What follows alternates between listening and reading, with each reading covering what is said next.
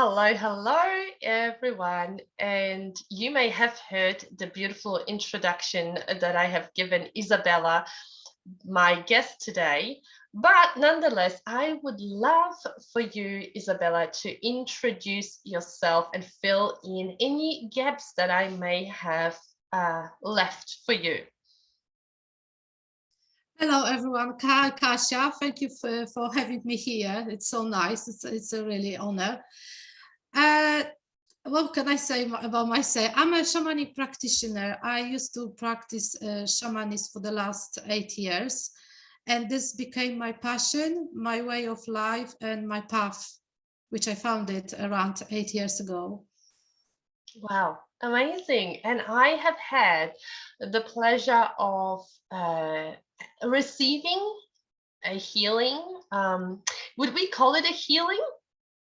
Yes, that's exactly. It's a shamanic healing. Yes. It sounded very profound, and I shared a little bit in my previous episode with my listeners, but I just wanted to double check with you whether we call it a healing, because the things you did on me, working with ancestors as well, it's quite profound, and to me it felt like beyond a healing.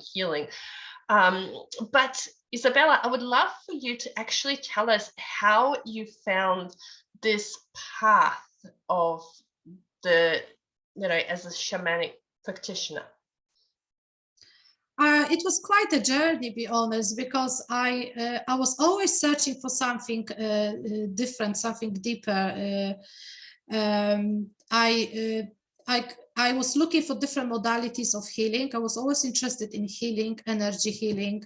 So I remember years ago I completed like 2 years energy healing school in London. And then also I've done NLP and Reiki and quantum, different quantum healings, but I never felt like I was at home, in a sense of like, it was all those different modalities of healings were really interesting, but it never really fully resonated with me, and I didn't know why. And I remember the day when we had like a kind of a clinic of healing at the school, which I finished in London, and people used to come from outside just to receive healing. It was free of charge. And I remember just one person mentioned it, that there is some kind of a gathering around the drum, that people gonna do drumming. And I remember that was Sunday, next week Sunday, and I was off that day.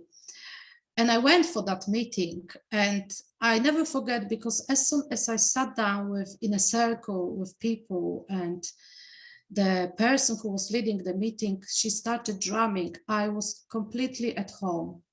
I just felt this is me. This is me. I just felt it in my soul, in my whole being. I was just at home.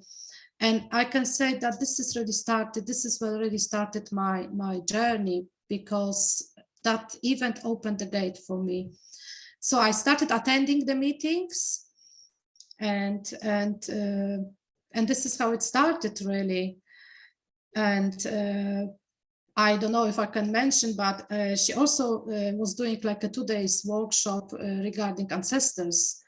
And also that was the turning point in my life, because I was the participant at that workshop, today's workshop, and we were sitting in a circle, and she was just taking the person from the circle into the middle, and she was doing some process which I didn't understand exactly what she was doing.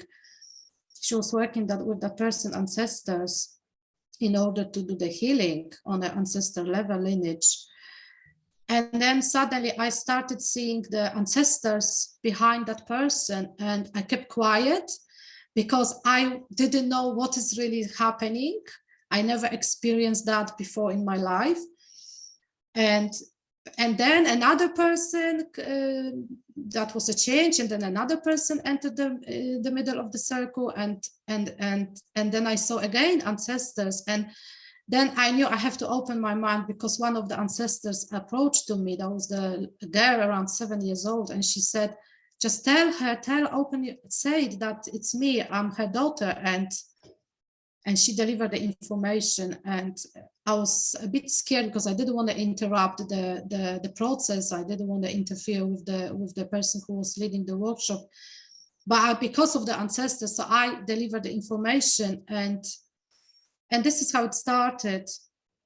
That's how it started. And I remember after the workshop finished, that lady came to me and she said, "Oh, Izabela, you really need to work with the ancestors because this is one of your pathway."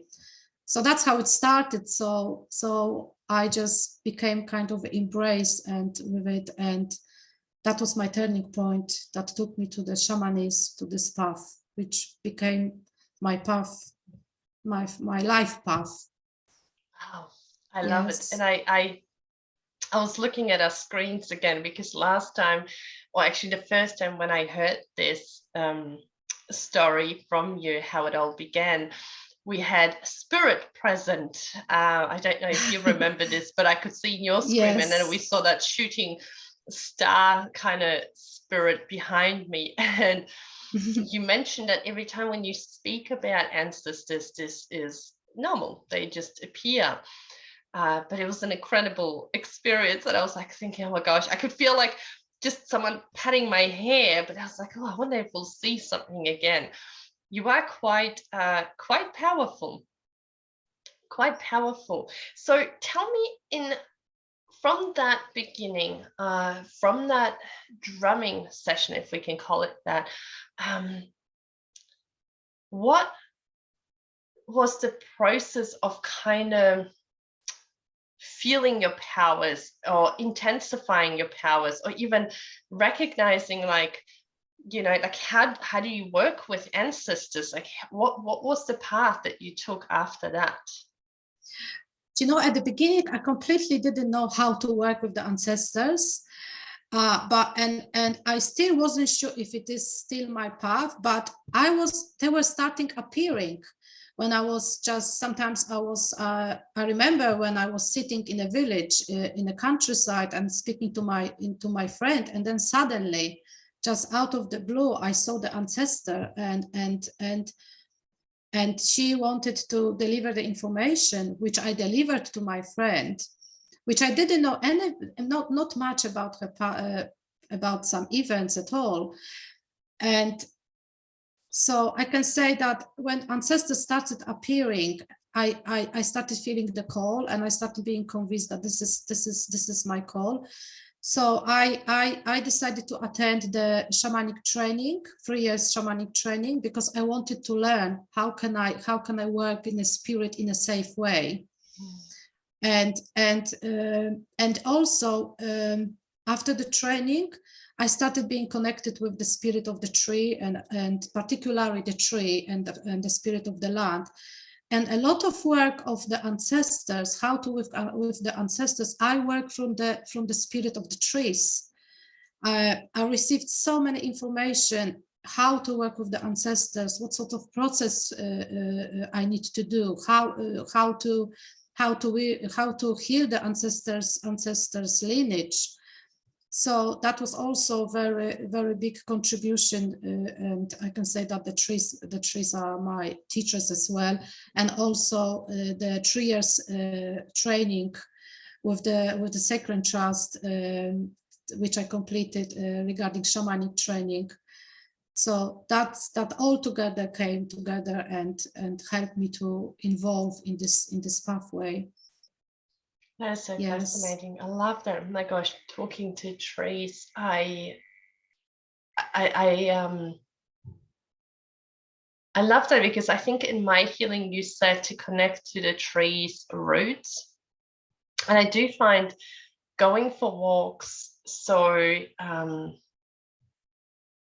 I don't know, clearing, energy healing, just so beautiful. And we have beautiful like wetlands and trees around here.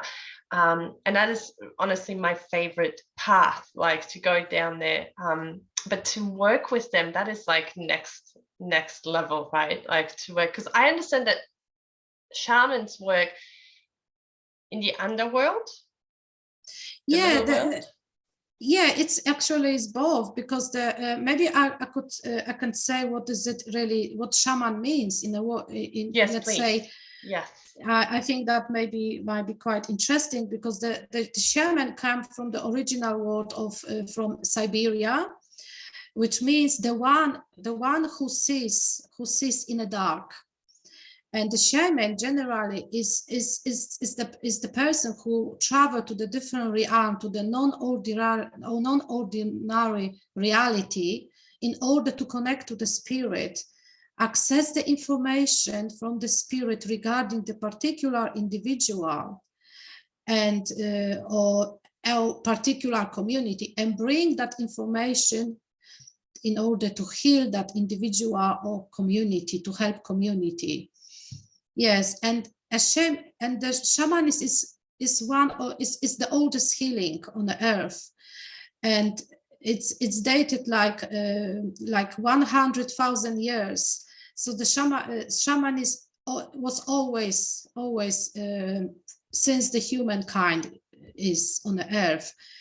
And I can say that the shamanism, all the word the shaman come from the Siberian world, but the shamanism was everywhere. It was in Siberia. It was in North South America, in part of Asia, Europe as well, of course, Scandinavia, New Zealand, of course, like Aborigines, everywhere across all the globe. So yes. Excuse my ignorance if I ask this way, but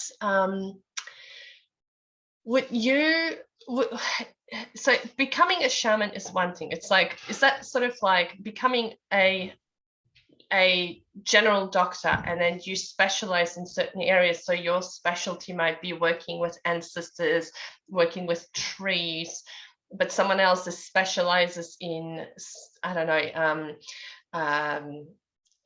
mental illnesses or schizophrenia or something. Is that how it works with shamans, or do you just become a general shaman and then just whoever comes to you just help them?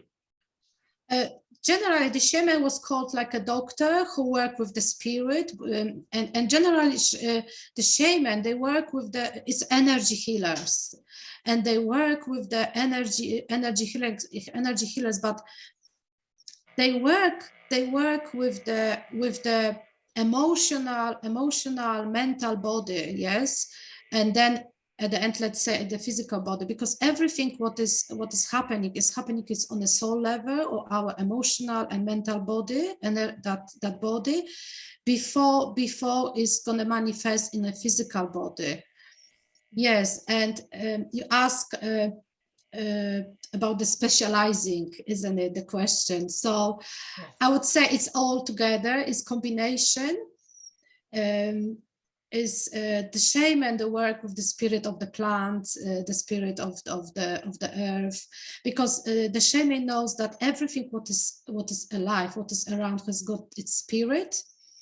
So everything has got the consciousness and the spirit, like the plants, the Mother Earth, everything. So we just get connected with the spirit world, and we work with our partnership, because I need to emphasize that the shaman doesn't do the work himself, because the work is based on a partnership with the spirit. So I can say about myself, like, if I'm doing the shamanic work, I step on a side.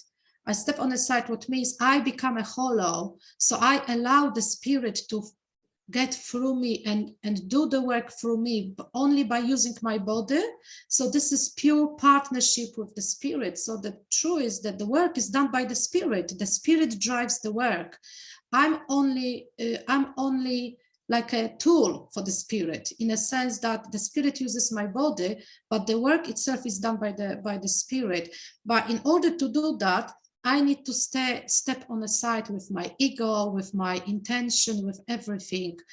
So I can become a hollow, so I can be filled with the spirit, and then the spirit can do the work through me. So The shaman has their helpers. We call them.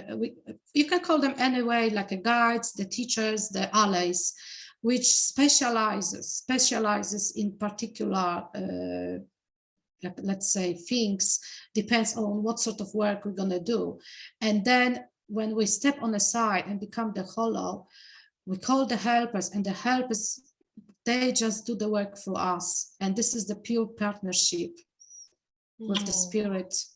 Okay, yes. that sounds a little bit like almost interpersonal channeling, right? Like they work through you. Do you go into a and I know that the way you heal is sacred, so you please only feel free to reveal what you feel comfortable, but do you go into a meditative state? Do you go into a trance? Do you dance? Do you, like, are you just active with your client? Just give us, if you can, please. That's a good, yes, that's a good, actually it's a good question, because we shamanic practitioners, we use the drum, because the drum is one of the oldest, the simplest and the oldest instrument, and it can take you very quickly, without the seconds, to the different state of the consciousness, to the visionary consciousness, when you can access the information, and then you can get connected with the spirit. Yes, so of course you can get that during the meditation as well, but it requires more time. But when you use the drum, automatically your brave waves, they get to the data waves, and automatically you are in a different, you are in a different state of the consciousness. You are able to access that different state of the consciousness and travel to the different reality in order to meet the spirit and to access the information. And this is particularly called the shamanic journey. But of course, you can do that through the dance and get yourself into the trance. You can use the drum, you can sing and also get into the trance. So it's done in a various way. And generally, so when the shaman travel to the different reality and to meet the spirit and access all the information, then the shaman knows exactly what needs to be done. And in order to do the further work, the shaman, of course, needs to step on the side. And then when we step on the side and become the hollow, then the spirit, the particular spirit, which is specialized in that, what needs to be done in that particular, I don't know how to say, that particular speciality. Yes, exactly. Steps inside of I allow the spirit to get inside, to come to me and do the work. I'm just on the side. So it's a pure partnership. So the work, I have to emphasize, because it's very important, the work is driven by the spirit, and the spirit is the one who does the work. I'm only a tool. A tool. He just took the words out of my mouth. I was literally going to say, so you're like a tool in a spirit's hands. Yes, it's a partnership. Yes. Lovely. Yes. I love that, Izabela, and it fascinates me deeply, but I also know the benefits of having had multiple sessions with a shaman like yourself. My listeners, I've mentioned it to them that very early in my sort of journey working with spirit, I actually worked with a shaman, or I had sessions with a shaman to clear out things. And it just fascinates me, the process, how it's done, how they do it. Can I ask you then to please maybe tell us, like, when do we go to see a shaman? Like, what needs to happen? What needs to be out of alignment in our world to make us seek out a shaman? Because I didn't actually even know why I went to a shaman in the beginning. Like, I actually didn't know he's going to help me with this or that. I just felt this pull that I needed to, when I was asking my guides questions, like around blocks that I had, I was just, in that moment very fascinated with shamanism, and I knew it wasn't for me to learn, but to go and see one. Like shamans were popping up everywhere, like in a name or in a movie, or and I took this as a sign. Okay, I need to find one. And then all of a sudden, a friend recommends a shaman, and I'm like, she's not even in this spiritual world. She's very analytical, and she recommends and considers seeing one. So I'm like, okay, that's my sign. I'm going there. And I literally went and said, this is my problem. I have blocks. And I was guided to you, but can you please tell us, so maybe we can make a more conscious decision around going and seeing you? So the good, obviously you were guided regarding what you said, which is amazing. Yes. So the good point, that's a good point. So generally the good time to see the shaman is when you are out of balance, out of balance. Yes. So when you feel that something doesn't work in your life, when you see that, because the shamanic healing is based of, as I said, energy healing, but the main one of the main aspect is to bring the balance, to restore the balance, because according to the shamanism, there is no such kind of an illness. It's just out of the balance. So we need to restore the balance. We need to restore the power, bring back the power to the person. There's personal power, restore the balance. So if something is not right in your life, if for example, if you, of course, if you suffer depression, or if you feel that the things that something happens, like unfortunes after unfortune, that you see that it's whatever you do, there is something it's not right, or you may see that you see the same, you follow the same patterns. Let's say you have one partner, and after something doesn't work, and you attract another partner which has got the same issue, the same, it's just the person change, name, the face, but it's exactly the same stuff.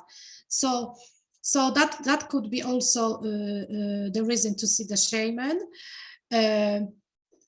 Any kind of body dysfunction, like it might be a problem with the heart, might be problem with that any part of the body, because everything, whatever is happening in the body is actually, like I mentioned before, in an emotional and mental body is happening. Is happening in our soul, because the shaman heals the soul. The shaman works on a emotional and mental body, and of course on a physical as well.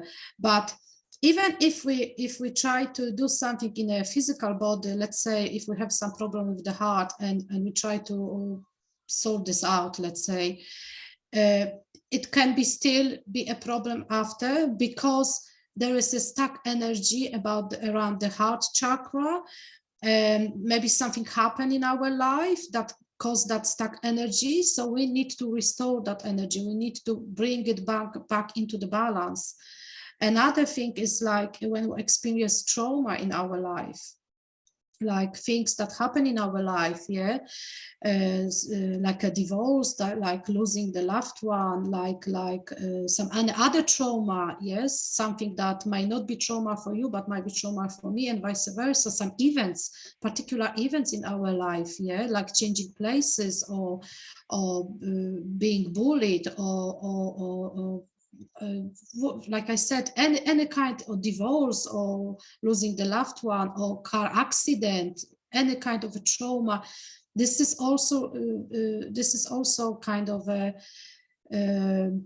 situation that can cause of losing our essence, this essence of our soul, because this is the way how our psyche is protecting ourselves. So this is the time when we're just losing our essence, the essence of our soul, and we are not whole anymore. So it's important that we bring that essence of of the soul back, and we call it like a soul retrieval. So that was my next question. That's so good. Oh, look how good you are. So this is like a soul retrieval, or any kind of physical blockages, like we have a pain in our body. And so we also do remove that blockages from our body. We call it like kind of, we extract those blockages of our body. And also there are many ways, or generally, or something is happening in our life, like alcoholism, depression, memory losing, feeling low all the time, not having enough personal power to do things in our life. So that also might be kind of a problem with the ancestors. So it might require the ancestor healing, checking the ancestral lineage on the mother's side or father's side, because everything what is happening in our ancestors' life before, and I'm saying ancestors, it's not like just a grandmother, but maybe many, many generations backwards, is everything what had happened is actually in our energy fields, because we are a part of ancestors and ancestors are a part of us. It's like a tree, we are a part of that tree. So it's important to transform that energy, because energy will never disappear. So if anything happened in our ancestors' life, during our ancestors' life, time ago, many generations ago, and if that ancestors didn't heal that situation, that trauma or that illness or whatever it is, the energy is still there, is stuck in the ancestral lineage, and it manifests in our life as well in a different way. Yes, so it is important to address that and work with the ancestors in order to transform that energy, so the energy can flow through the lineages, and including us and our children. So there are many situations. Yes. Wow, thank you for this very thorough answer and very detailed. It's so such a vast array of I guess issues that you cover, or out of balance, out of alignment, that you are able to help.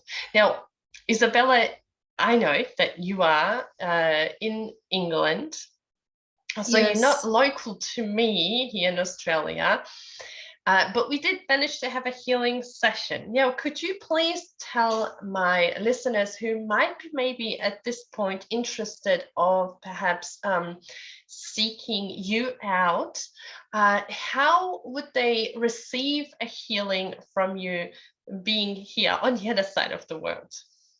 Yeah, so first of all, there is not such thing like for the energy healers, like a time and distance is not a factor, yeah, because we are working with the energy. So most of the time I work remotely, what means from the distance. So if the person is feeling that they would like to receive some healing, I always ask the person to drop me an email and describe excuse me. Yes, spirits yes. are working through you. Yeah. Thank you. So I always ask the person to drop me an email and describe why would you like to have a healing? What doesn't not work in your life? And because we have access, of course, to the Skype and WhatsApp, I can also ask, after receiving email, I can also have a chat, like a 10-15 minute chat via Skype or via WhatsApp, if the person would like to add something about. And then we decide the day and the time. And it's nice, for example, like I've done with you, Kasia, which you mentioned, you went to sleep and I've done the healing because it's a different time zone, which is perfect, absolutely perfect, because you as a receiver, you do not need to do anything. So I always ask the person what the time and date we can arrange the particular time and date. Important is that you don't drive the car at that moment and you don't watch TV, so you can allow yourself just to receive and to be in a safe space. Would so you say, I'm sorry, but yes. while you're saying this, would you say it's better if the person is going to sleep because perhaps they're, like, I know they don't have to do anything because they're here, but is it better for their psyche because their analytical mind isn't active, or does it not even matter whether they're sleeping or not? I think it doesn't matter as far as you have an intention. When you are asleep is fine, but if you don't sleep, you just have an intention of receiving. The main factor is that you're not going to watch TV or drink beer during that time or drive the car. That's the only thing. Why is that, Izabela? Because you are more receptive, and of course, if I'm working with the energy and you are driving the car, it's not right, it's not sacred, if I can say it this way. I don't want to say the word safe, but it also can be not kind of as safe, because when I work on the energy, you are receiving that energy, and also the energy is flowing through you. So you can it's better if you are just provide that sacred space, in a sense of you are being at home, you are relaxed, you can lie down, you can go sleep, not just sitting in front of TV and watching telly or drinking a beer. Make it a sacred moment. Yes. How long would you say to them they have to be in this sacred moment? Let's allow an hour. Allowed an hour, that's fine. And after when I complete the healing, usually I can drop an email describing what I've done, but most of the time I just send the recorded on a WhatsApp, so person can listen a few times. And if you also if that particular person has a question, they can always come back to me by writing email, or we can arrange the phone call and talk about as well. And most of the time there's some integration work that needs to be done, which is given to me from the spirit, because I would like to also add that although the person comes to me and say, why would you like to have a healing, I always do the diagnostic journey. So what means of course I take on board what has been told me and what I received from the client, but I always do the diagnostic journey. What means I travel to the different realm, I connect with the spirit, and I always ask the question, what needs to be done? What is it? What that person needs for now? What is important at the moment? What sort of healing needs to be done? What the person needs? What is the best for the person? So that comes first, and of course on top of it I work with everything what has been told from the client. Yes, because also the presented problem is quite often is not a problem, the problem is underneath. So I receive from the spirit, what is it underneath?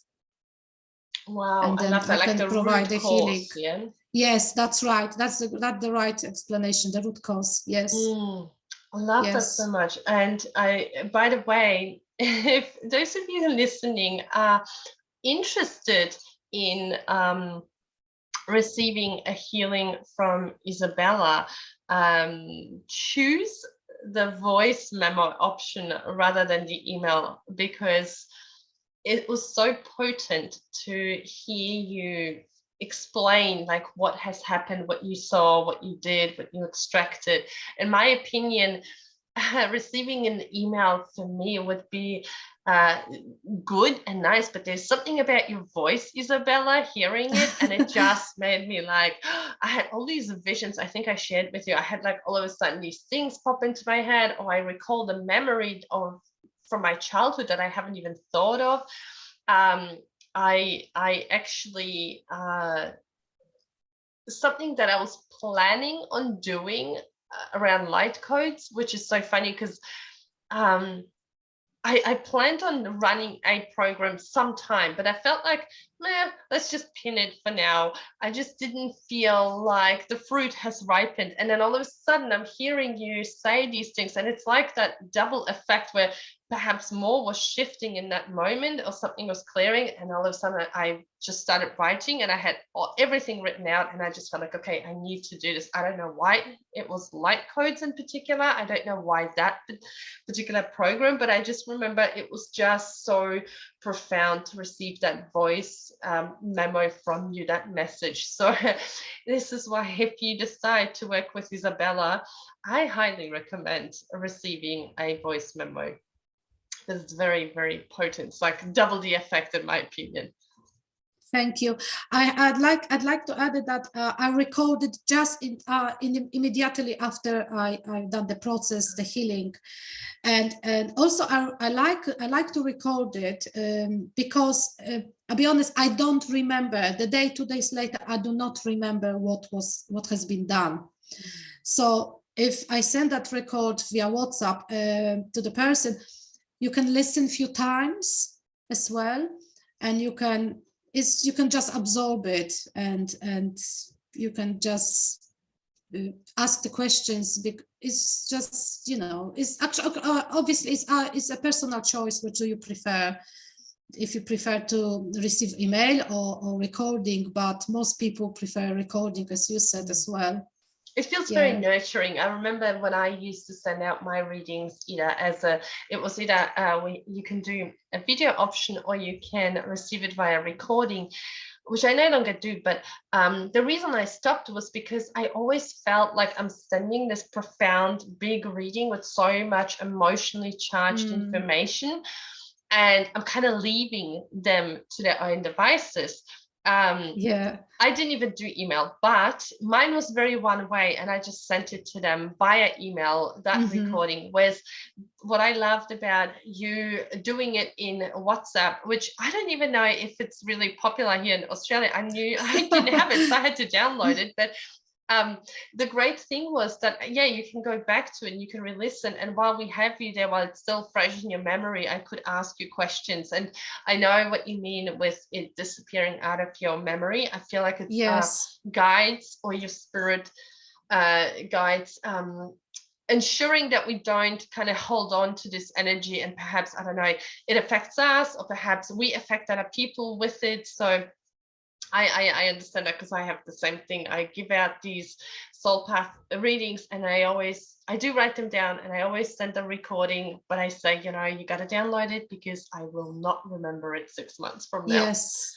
So that is very profound. So speaking of sessions with you, Izabela, can you please tell us where can my listeners find you? So the best way, I've got my Facebook page on Facebook. So I'm gonna give you, of course, the link. Yeah. We'll so when you click on the link, it will take you straight to my Facebook page, and there is a button, message me. So you can send me a message on the messenger that you are interested in a shamanic healing, and I will respond to you, or you can drop me email as well, and I will respond to you. So that's the best way to contact me. Yes. And I'll put all the links in our show notes to make it super, super easy for everyone to find you. Now, you also have a group. Are we allowed to mention the group? I know it's a bit sacred. I have a group, but this is just a Polish spoken group at the moment, because although I live here, but I was doing this for the community in Poland. I was teaching people shamanic journey, but I'm planning to do also for outside of Poland as well. Yes. So for those of you who do speak Polish, now you can go and check out that group. But yes. Izabela is working on something. I feel like it's such a beautiful community in there. I've had a few little peeks at your videos and stuff, but I didn't even notice that it's just for Polish. It's like when you wear glasses all day, and then you start looking for them, and you don't realize you're wearing them.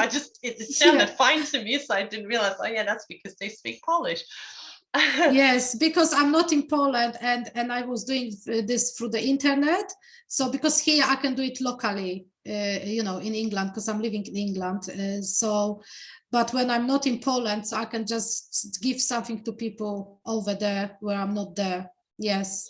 That's amazing. And now you probably will have a few Australian peeps and coming over to you as well. So it's actually wonderful how we can do our work now via internet. Like, can you imagine before internet, before Zoom, before WhatsApps, like how limited we were, right? Yes, it's just we are all connected. Look, we are in Australia, I'm in the United Kingdom, and we have all access to people from all over the world. So the time and distance is not a factor anymore. No, it's amazing. Not it's at all. Truly amazing. Yes. And it's amazing because this is how our paths have crossed in the most unbelievable way, how we ended up in two courses, I only took 2 courses and you were in both of them. And that was like, we think it was meant for us to meet. A path Yes, and we're meant to definitely. cross. Yes, because we share a lot of common things. So it's amazing. Yes. That's Yes. so wonderful. And so I'm so grateful to you for taking your morning off to spend some time here with us and share about shamanism. And I know you had to give your baby away, your little puppy. Yes. For the time being. Yes. Yes, I've decided to do that because sometimes she can be very naughty and start barking. So I didn't want her to disturb us. Yeah. Anyway, thank you so much for being here. Thank you so much for inviting me. It's really an honor to being able to share just the information about the shamanic healing, which is really amazing. And I'm really happy that shamanism is coming back to the Western world. Yeah. So yes, wonderful. I'm really It's happy. such a wonderful spiritual path to be on, but also what shamans are doing for everyone. Yes. The healing abilities are just so untapped by the Western world. Yes. So thank you for doing your bit. And thank you to you, beautiful listeners, my light beams. I will see you or be in your ears next week. Bye for now.